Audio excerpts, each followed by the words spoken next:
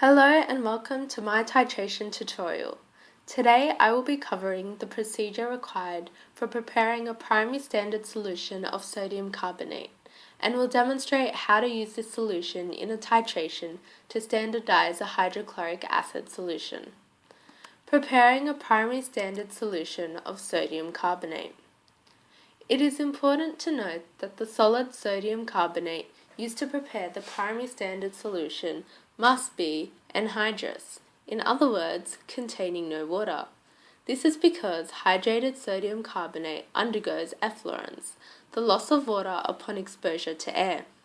This will occur as it is being weighed, making it difficult to determine its exact composition and in turn renders this experiment invalid. To prevent this from happening, the sodium carbonate must be dried in a drying oven at around 160 degrees for half an hour. It is then to be placed in a desiccator to cool, which blocks the sodium carbonate from absorbing moisture from the air. These steps confirm that the exact composition of the solid is sodium carbonate alone and that the experiment is valid thus far. A clean dry beaker is then to be tared on an electronic balance and approximately 2 grams of sodium carbonate is weighed out into it. This mass does not need to be exact, but must be known to be compensated for in the calculations.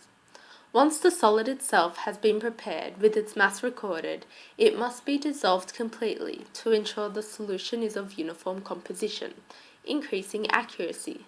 This is done by adding around 20 milliliters of distilled water to the beaker and stirring the mixture with a stirring rod, which must be kept in the beaker at all times to avoid any loss of sodium carbonate. This sodium carbonate solution is then poured via a small clean funnel into a volumetric flask, pre-cleaned with distilled water.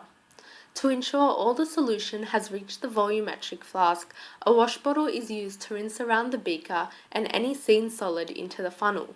It is then important to rinse the stirring rod into the funnel and the funnel into the volumetric flask with the wash bottle to prevent the loss of any sodium carbonate. If any solid is still present at this stage, stopper the flask and shake it until it is completely dissolved, as this is very difficult to do once the flask is full. This ensures the solution is homogeneous.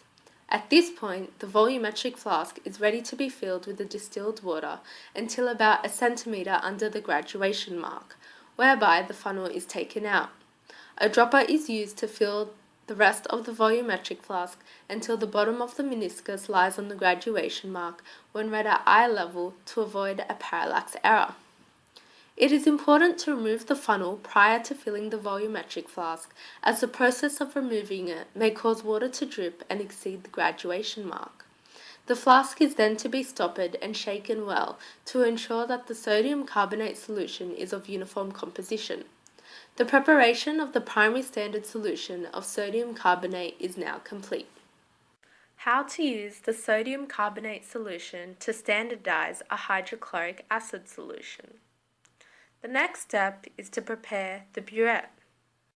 It is important to ensure the burette is rinsed with distilled water to clean out any impurities which may affect validity. This is to be done 3 times by swirling the distilled water around the burette, ensuring it reaches all parts and then allowing it through the tap.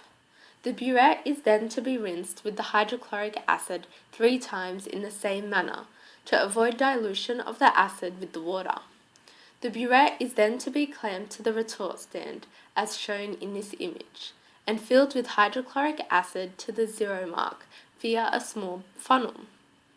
To be as accurate as possible, the burette can either be filled to above the 0 mark, in which the tap is opened until the meniscus lies on the 0 line when read at eye level.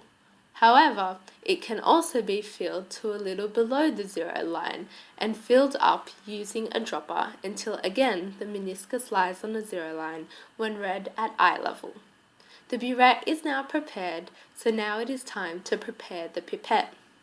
Just like with preparing the burette, the pipette is first to be rinsed with distilled water 3 times before being rinsed with the sodium carbonate solution from the volumetric flask. This is done through the use of a pipette filler by pressing the A to squeeze it and the S to draw up the solution. Ensure it is swirled around and reaches all parts of the pipette up to the engraved mark to ensure the sodium carbonate solution is not diluted. Once rinsed, the pipette is filled with the sodium carbonate solution in the same way to the engraved line. As with the burette, it is crucial that the bottom of the meniscus lies on the engraved line when read at eye level to avoid a parallax error and maximize accuracy. This solution, the aliquot, is then transferred from the pipette into a clean conical flask. This must be done with the tip of the pipette placed against the glass wall of the conical flask to ensure the aliquot is fully transported to the flask with no clinging to the flask's neck or upper height. It is then released from the pipette into a clean conical flask through pressing down the E on the pipette filler. This conical flask now contains a known volume of the sodium carbonate solution, and the titration is now able to begin. To begin the titration, add 3 drops of methyl red indicator into the conical flask and swirl for uniform composition. It is important to ensure not too much indicator is added to the conical flask, as it is a weak acid and can therefore affect the pH and endpoint. Indicator is important as it helps mark the endpoint of the titration by changing colour. In this case, methyl red was chosen as it changes colour from yellow to pink over the pH range 4.4 to 6.0. This is the closest match to the equivalence point, the point where the hydrochloric acid has stoichiometrically neutralized the sodium carbonate.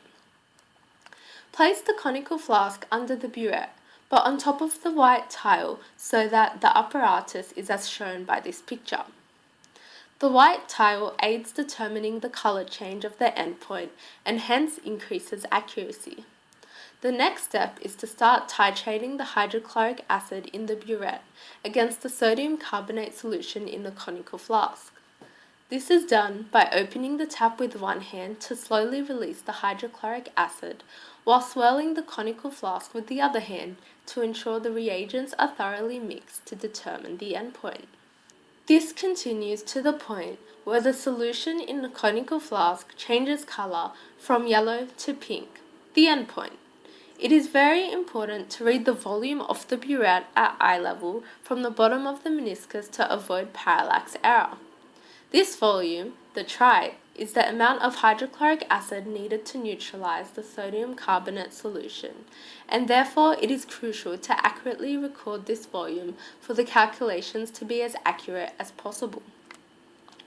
The purpose of this first titration is to locate the approximate endpoint.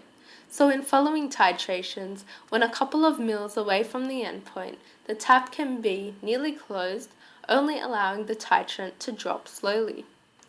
The first titration is therefore a rough titration, and its results are not taken into consideration in the calculations. Prepare another conical flask with the aliquot and indicator, and refill the burette to the 0 line in order to perform another titration. In these following titrations, it is important to be as precise as possible. When the tap is dropping, add 1 drop at a time. Swirl the conical flask and observe whether the colour spreads and if the endpoint has been reached. To increase the accuracy in this process, a wash bottle can be used to transfer small drops that have not yet been completely formed from the tip of the burette into the conical flask. The wash bottle is also useful to rinse the sides of the conical flask if any liquid splashes while swirling. Once the endpoint has been reached, a very light and faint pink should result in a conical flask.